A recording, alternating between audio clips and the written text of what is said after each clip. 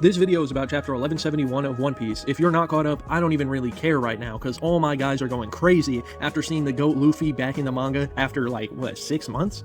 This chapter begins with Gabon making it clear that they had no way of stopping Harold if it wasn't for Loki. He asks Yarul if the treasure of Elbaf really had the power to stop Harold, but he doesn't even seem to know the power of it either.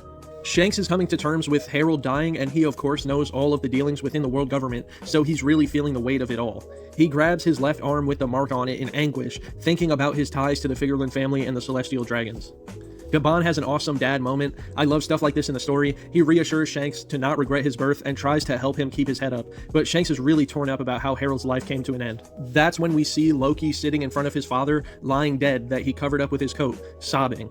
We cut back to Marijois as we see Imu very upset but also seemingly worried that there is something on Elbaf that could kill Harold even with the immortality buff from the Depths Covenant. The Gorosei proposed the idea of them sending knights through the abyss on Elbaf to investigate, but Imu says that it would only result in the death of more knights, and that when they perform the Covenant, it comes at a cost to them as well, which is pretty much the most important information we've ever gotten on how Imu's increasingly confusing power works.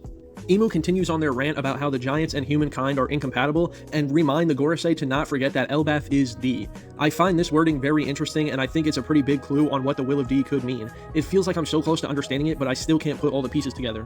Back on Elbaf, Loki tells Yarul he's going to set out to sea with the rest of the guards, and to not tell the people of Elbaf what occurred in a Rust Castle. Shanks is still present for this conversation, so I really wonder what caused Loki to return to Elbaf, because I clearly do not think Shanks defeated him and chained him to the Atom Tree anymore. He plans to avenge his father by going out to sea, but clearly that's not what happened, so I'm intrigued on what went wrong, but just like that, we are finally brought back to the present day. Loki not wanting to tell the Elbaf people to protect Harold's legacy makes a lot of sense, but in this moment, Hyrule looks like a moron for not knowing what happened, and I don't see why Yarul wouldn't at least tell Harold's other son how he really went out.